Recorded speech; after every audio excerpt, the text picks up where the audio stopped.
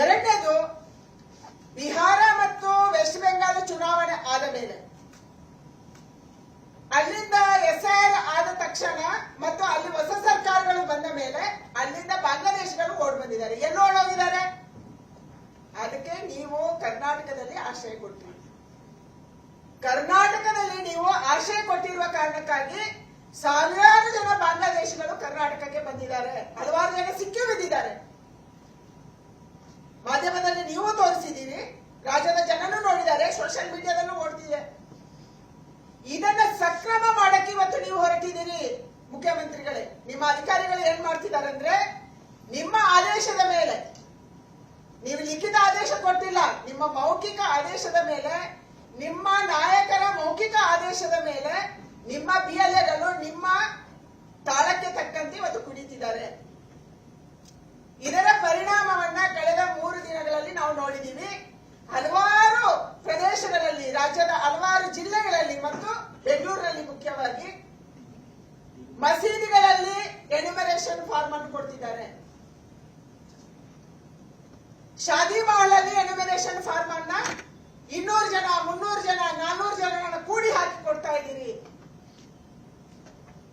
ಕಲ್ಯಾಣ ಮಂಟಪದಲ್ಲಿ ಕೂಡಿ ಹಾಕಿ ಕೊಡ್ತಾ ಇದ್ದೀರಿ. ಏನು ಉದ್ದೇಶ ನಿಮ್ದು?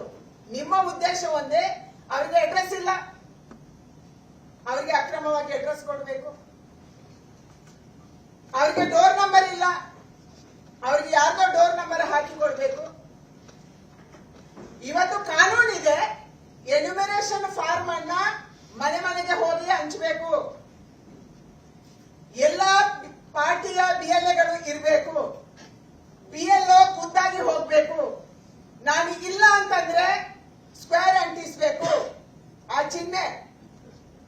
ನಾನು ಇದ್ರೆ ಸ್ಕ್ವೇರ್ ಅಂಟಿಸ್ಬೇಕು, ನಾನು ಇಲ್ಲದೆ ಹೋದ್ರೆ ರೌಂಡ್ ಅಂಟಿಸ್ಬೇಕು, ನಾನು ಇಲ್ಲದೆ ಹೋದ್ರೆ ರೌಂಡ್ ಅಂಟಿಸ್ಬೇಕು, ನಾನು ಇದ್ರೆ ಸ್ಕ್ವೇರ್ ಅಂಟಿಸ್ಬೇಕು. ಮತ್ತೆ ಅದರಲ್ಲಿ ಬರಿಬೇಕು, ಇಂಥ ದಿನ ನಾವು ಬಂದಿದ್ವಿ, ಇಂಥ ದಿನ ಬರ್ತೀವಿ. ಆದ್ರೆ ಇದೆಲ್ಲದನ್ನು ಕೂಡ ಉಲ್ಲಂಘನೆ ಮಾಡ್ತಾ ಇದ್ದೀವಿ. ಯಾವುದನ್ನ ಚುನಾವಣಾ ಆಯೋಗ ಇವತ್ತು ಸೂಚನೆ ಕೊಟ್ಟಿದೆ ಮತ್ತು ನೀವೇ ಚುನಾವಣಾ ಆಯೋಗ ಅಡ್ವರ್ಟೈಸ್ಮೆಂಟ್ ಅಲ್ಲಿ ಕೊಟ್ಟಿದೆ. ಇದನ್ನ ಎಲ್ಲವನ್ನ ಕೂಡ ನೀವು ಉಲ್ಲಂಘನೆ ಮಾಡ್ತಾ ಇದ್ದೀರಿ. ಏನು ಅಡ್ವರ್ಟೈಸ್ಮೆಂಟ್ ಇದೆ ಅದರ ಉಲ್ಲಂಘನೆ ಆಗ್ತಾ ಇದೆ. ಕರ್ನಾಟಕ ರಾಜ್ಯದಲ್ಲಿ ಹಲವಾರು ಸೈಬರ್ ಕೇಂದ್ರಗಳಲ್ಲಿ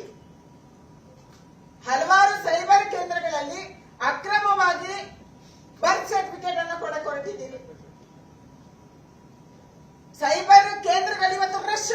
ಯಾಕೆ ರಶ್ ಅಪ್ಪ ಅಂತಂದ್ರೆ SIR ನಡೀತಾ ಇದೆ, ಅದಕ್ಕೆ ನಾನು ಅಕ್ರಮ ಸರ್ಟಿಫಿಕೇಟ್ ಕೊಡುದು. ಮುಖ್ಯಮಂತ್ರಿಗಳು ಘೋಷಣೆ ಮಾಡಿದ್ದಾರೆ, ಪರ್ಮನೆಂಟ್ ರೆಸಿಡೆನ್ಷಿಯಲ್ ಸರ್ಟಿಫಿಕೇಟ್ ಅನ್ನು ಕೊಡ್ತೀವಿ.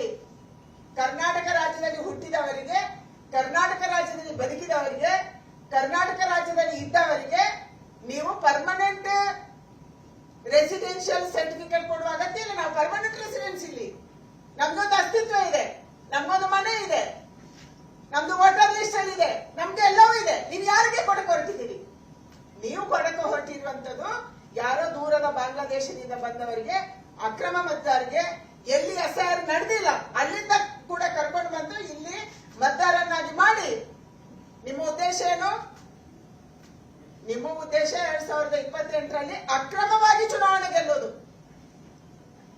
ರಾಜ್ಯದ ಮುಖ್ಯಮಂತ್ರಿಗಳ ಉದ್ದೇಶ ಏನು? ರಾಜ್ಯದ ಮುಖ್ಯಮಂತ್ರಿಗಳ ಉದ್ದೇಶ, ಈ ಸರ್ಕಾರದ ಉದ್ದೇಶ, ಈ ಚುನಾವಣೆ SIR ನಡೀತಾ ಇರಲಿ, ನಿಮ್ಮ ಪಾಡಿಗೆ ನಡೆಸಿ. ನಮ್ಮ ಅಧಿಕಾರಿಗಳು ಅದನ್ನು ನಡೆಸ್ತಾರೆ. ಅಕ್ರಮವಾಗಿ ಮತ್ತೊಂದು ಸಾರಿ ಚುನಾವಣೆಯನ್ನ ಗೆಲ್ಲಕ್ಕೆ ಹೊರಟಿದ್ದೀರಿ. ಅದಕ್ಕಾಗಿ ನಾನು ಇವತ್ತು ಚುನಾವಣಾ ಆಯೋಗಕ್ಕೆ ಆಗ್ರಹ ಮಾಡಿದ್ದೀನಿ, ತಕ್ಷಣ ಇದರಲ್ಲಿ ಇಂಟರ್ವ್ಯೂನ್ ಆಗಬೇಕು. ಕರ್ನಾಟಕ ರಾಜ್ಯದಲ್ಲಿ ಅಕ್ರಮವಾಗಿ ನಡೆಸಕ್ಕೆ ಹೊರಟಿದ್ದೀರಿ, ಇದನ್ನ ಆಗಕ್ಕೆ ಬಿಡಬಾರ್ದು. ಯಾಕೆಂದ್ರೆ ನಾನು ರಾಜ್ಯಕ್ಕೆ ಒಂದು ಪ್ರಶ್ನೆ ಕೇಳ್ತೀನಿ. ನೀವು GBA ಚುನಾವಣೆಗೆ ಮಾಡಬೇಕು ಅಂತ ಹೇಳಿ ಡ್ರಾಫ್ಟ್ ಕೊಟ್ರಿ, ಚುನಾವಣಾ ಮತದಾರರ ಪಟ್ಟಿ ಕೊಟ್ರಿ, ಮತದಾರರ ಪಟ್ಟಿ ಸಕ್ರಮನೂ ಆಯಿತು. ಅವತ್ತೇ ನಾವು ಹೇಳಿದ್ವಿ, GBA ಚುನಾವಣೆಯನ್ನ ಗೆಲ್ಲುವಂತ ಏಕೈಕ ಉದ್ದೇಶಕ್ಕಾಗಿ ನೀವು ಈ ಮತದಾರರ ಪಟ್ಟಿಯಲ್ಲಿ ಅಕ್ರಮ ಮತದಾರರನ್ನ ಸೇರಿಸಿದ್ದೀರಿ, ಇದನ್ನು ಕರೆಕ್ಟ್ ಆಗಿ ಮಾಡಿ, SIR ಬರುತ್ತೆ, ಆ ಸಂದರ್ಭದಲ್ಲಿ ನೀವು ಮಾಡ್ಕೊಳ್ಳಿ, ನೀವು ಹೊಸದಾಗಿ ಒಂದು ಪಟ್ಟಿಯನ್ನು ಮಾಡುವಂತ ಅಗತ್ಯ ಇಲ್ಲ, ನಾವು ಹೇಳ್ಕೊಂಡಿದ್ವಿ. ಇವತ್ತು GBA ಚುನಾವಣೆಯ ಮತದಾರರ ಪಟ್ಟಿಯನ್ನು ಏನು ನೀವು ಸಕ್ರಮ ಮಾಡ್ಕೊಂಡು ಇಟ್ಕೊಂಡಿದ್ದೀರಿ. ಅದು ಸಕ್ರಮ ಇಲ್ಲೋ ಅದು ಅಕ್ರಮ ಇದೆ.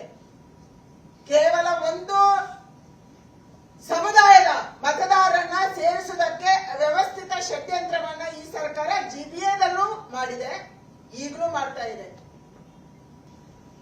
ಅದನ್ನು ಮಾಡಿ ನೀವು. ಮೇಡಮ್, ಈಗ ಹೊಸ SIR ಅಂದ್ರೆ ಕಂಪ್ಲೀಟ್ ಆಗಿ ಹೊಸದಾಗಿ ಆಗ್ಬೇಕು ಅಂತ ನಿಮ್ ಒತ್ತಾಯನ, ಜೊತೆಗೆ ಸೆಂಟ್ರಲ್ ಇಂದ ಪಶ್ಚಿಮ ಬಂಗಾಳದ ಒಂದಷ್ಟು ಆಫೀಸರ್ಸ್ ಮತ್ತೆ ಸಿಬ್ಬಂದಿ ಎಲ್ಲ ಬಂದು SIR ಮಾಡಿದ್ರು. ಅದೇ ತರ ಕರ್ನಾಟಕದಲ್ಲಿ ಆಗ್ಬೇಕು ಅಂತೀವಿ. ನಾವು ಪತ್ರ ಬರೆದಿದ್ದೀವಿ. ಇದನ್ನು ಚುನಾವಣಾ ಆಯೋಗ ಹೇಗೆ ಕನ್ಸಿಡರ್ ಮಾಡುತ್ತೆ? ಮತ್ತೊಂದ್ಸರಿ ನಾನು ಮಾತಾಡ್ತೀನಿ, ಖುದ್ದಾಗಿನೂ ನಾನು ಮಾತಾಡ್ತೀನಿ. ಆದ್ರೆ ಇದನ್ನ ಗಮನಕ್ಕೆ ತರುವಂತದನ್ನು ಕೇಂದ್ರ ಚುನಾವಣಾ ಆಯೋಗ ಇಷ್ಟು ಚೆನ್ನಾಗಿ SIR ದೇಶದಲ್ಲಿ ಮಾಡಿದೆ, ಕರ್ನಾಟಕದಲ್ಲಿ ಕೂಡ ಅದು ಚೆನ್ನಾಗಿ ನಡಿಬೇಕು, ಸಕ್ರಮವಾಗಿ ನಡಿಬೇಕು, ಮತ್ತೆ ಎಲ್ಲ ಎಲಿಜಿಬಲ್ ಮತದಾರರು ವೋಟರ್ ಲಿಸ್ಟ್ಗೆ ಸೇರ್ಬೇಕು. ಇದು ನಮ್ಮ ಉದ್ದೇಶ ಇರುವಂತದ್ದು. ಮೇಡಮ್, ಪಶ್ಚಿಮ ಬಂಗಾಳದಲ್ಲಿ ಬಿಜೆಪಿ ಮೇಲೆ ಇದೇ ರೀತಿ ಆರೋಪ ಮಾಡಿ ಅವರು ಸುಪ್ರೀಂ ಕೋರ್ಟ್ ವರೆಗೂ ಕೂಡ ಹೋದ್ರು.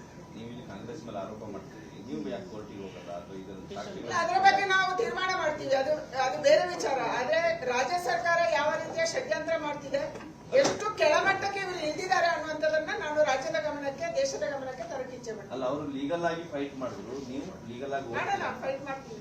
ಮೇಡಮ್, ಇದು SIR ಅರಿವು ಮೂಡಿಸುವ ಪ್ರಕ್ರಿಯೆಯನ್ನ ಪಾರ್ಟಿ ಮಾಡ್ತಾ ಇತ್ತು. ಈಗ ಅಲ್ಪಸಂಖ್ಯಾತರ ಮೇಲೆ ನೇರ ಆರೋಪ ಮಾಡ್ತಿದ್ದೀರಾ. ಬಿಜೆಪಿ ಒಂದು ಘಟಕ ಇದೆ, ಆ ಕಾರ್ಯಕ್ರಮವನ್ನು ಅದು ಮಾಡಿರ್ಲಿಲ್ವಾ?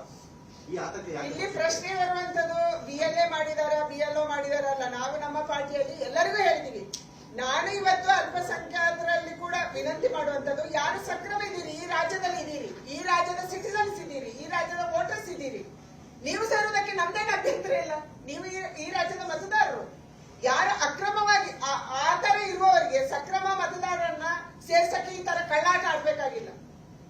ಸಕ್ರಮ ಮತದಾರರನ್ನು ಸೇರ್ಸಕ್ಕೆ ಸಹಜವಾಗಿ ನ್ಯಾಯಯುತವಾಗಿ ಸೇರಿಸಬಹುದು. 2002ರ ಮೊದಲು ಅವರಿದ್ರು, ಇವಾಗ್ಲೂ ಅವರಿದ್ದಾರೆ, ಇದನ್ನ ಮಾಡಿಸಬಹುದು.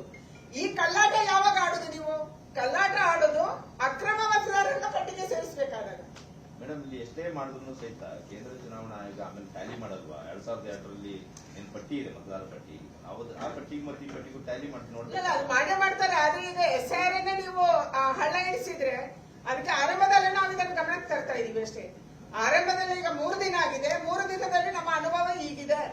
ಕರ್ನಾಟಕ ರಾಜ್ಯದಲ್ಲಿ ನಮ್ಮ ಅನುಭವ ಹೀಗಿದೆ, ಕಾಂಗ್ರೆಸ್ ಸರ್ಕಾರದ ನಮ್ಮ ಅನುಭವ ಹೀಗಿದೆ ಅನ್ನುವಂಥದ್ದನ್ನ ನಾವು ಗಮನಕ್ಕೆ ತರ್ತೀವಿ. ಮೇಡಮ್, ರಾಷ್ಟ್ರೀಯ ಅಧ್ಯಕ್ಷರು ನಿತಿನ್ ನಬೀನ್ ಅವರು ಇಲ್ಲಿ ಬಂದಾಗ ಅದೇ ಮಾತನ್ನ ಹೇಳಿದ್ರು. ರಾಜ್ಯದಲ್ಲಿ ಕಾಂಗ್ರೆಸ್ ಸರ್ಕಾರ ಇದೆ, ಯಾವುದೇ ರೀತಿಯಲ್ಲಾದ್ರೂ ಕೂಡ ಈ ತರ ಮಾಡ್ತಾರೆ ಅನ್ನೋದು ಮೊದಲೇ ಎಚ್ಚರಿಕೆ ಕೊಟ್ಟಿದ್ರು. ಆದ್ರೂ ಕೂಡ ಯಾಕೆ ಎಚ್ಚೆತ್ಕೊಂಡಿಲ್ಲ? ಎಚ್ಚೆತ್ಕೊಳ್ಳೋದು, ನಾವು ಎಚ್ಚೆತ್ಕೊಳ್ಳೋದಕ್ಕೆ ನಾನು ಮಾಡ್ತಾ ಇದ್ದೀವಿ. ನಮ್ಮ ಎಲ್ಲಾ BLAಗಳು, BLOಗಳ ಜೊತೆ, BLA 2ಗಳು BLOಗಳ ಜೊತೆ ಹೋಗಕ್ಕೆ ರೆಡಿ ಇದೀವಿ. ನಾವು ರೆಡಿ ಮಾಡಿದೀವಿ, ಮತ್ತೆ ಹೋಗ್ತಿದ್ದಾರೆ. ಮತ್ತು ಸಕ್ರಮವಾಗಿ BLAಗಳು ಕಾಂಗ್ರೆಸ್ ಅವರು ಹೋಗ್ಬೋದು, BLAಗಳು JDS ಅವರು ಹೋಗ್ಬೋದು, BLAಗಳು ಬಿಜೆಪಿ ಅವರು ಹೋಗ್ಬೋದು. ಯಾರ ಜೊತೆ ಹೋಗ್ತಾರೆ? ಸರ್ಕಾರನೇ ನೇಮಕ ಮಾಡಿದಂತ BLOಗಳ ಜೊತೆ. ಅದಕ್ಕೆ ನಾವು ರೆಡಿ ಇದೀವಿ. ಅಲ್ಲ, ಬಿಜೆಪಿಯ BLAಗಳು ಸಹಿ ಮಾಡಿದ್ರೆ ಅದು ಊರ್ಜಿತ ಆಗಲ್ಲ. ಅದು ಅವ್ರು ಕಾಂಗ್ರೆಸ್ ಅವರನ್ನು ಮಾತ್ರ ಕರ್ಕೊಂಡು ಹೋಗಿ ಬಿಜೆಪಿ ಅವರು ಬಂದಿಲ್ಲ ಅಂತ ಹಾಕೊಳ್ಳಿ ಅಂತ ಅಬ್ಜೆಕ್ಷನ್ ಹಾಕ್ಬೋದು. ಅಲ್ಲ, ಸಿಎಂ BLAಗಳು ಸ್ವತಃ ಮನೆಗೆ ಹೋಗಿ ಫಾರ್ಮ್ ಕೊಡ್ಬೇಕಂತ ಹೇಳಿದ್ದಾರೆ. ಸಿಎಂ ಹೇಳಿದ್ದಾರೆ ಒಂದೇ ಕಡೆ ಸೇರಿಸುವುದು ತಪ್ಪು ಅಂತ ಹೇಳಿ. ಅಂದ್ರೆ ಸೇರಿಸಿದ್ ಯಾರು? ನೀವು ತಪ್ಪು ಅಂತ ಹೇಳ್ತಿದ್ದೀರಿ. ಸೇರಿಸಿರೋದು ಸೇರಿಸಿದ್ ಯಾರು? ನಿಮ್ಮದೇ ಜಾಗದಲ್ಲಿ, ನೀವು ಗಟ್ಟಿ ಇರುವ ಜಾಗದಲ್ಲಿ ನೀವು ಸೇರಿಸಿರೋದು. Madam, election commission independent body, ನೀವು ರಾಜ್ಯ ಸರ್ಕಾರಕ್ಕೆ ಕೋಆಪರೇಟ್ ಮಾಡುತ್ತೆ ವ್ಯಾಲ್ಯೂಯೇಷನ್ ಮಾಡೋ ರೀತಿ ಇದೆ. ಇಲ್ಲ, BLOಗಳು ರಾಜ್ಯ ಸರ್ಕಾರದ ಅಧಿಕಾರಿಗಳಲ್ಲ. ಇಡೀ ದೇಶದಲ್ಲಿ ಹಂಗೆ ನಡೆದಿದೆ. ಅಲ್ಲ, ಅವರು ಕೆಲಸ ಮಾಡೋದು ಚುನಾವಣಾ ಆಯೋಗಕ್ಕೆ ಇರುತ್ತಾನೆ. ಚುನಾವಣಾ ಆಯೋಗದ ಕೆಲಸ ಆದ್ರೂ ಇವರು ಇಲ್ಲಿ ಹೆದರಿಸ್ತಿದ್ದಾರೆ. ನಾನು ಟ್ರಾನ್ಸ್ಫರ್ ಮಾಡ್ತೀನಿ, ನಾನು ಸಸ್ಪೆಂಡ್ ಮಾಡ್ತೀನಿ, ನಿಮಗೆ ಹೆದರಿಕೆ ಹುಟ್ಟಿಸ್ತದೆ. ಅದನ್ನೇ ನಾನು ಹೇಳುದು, they are threatening our BLOs ಅಂತ.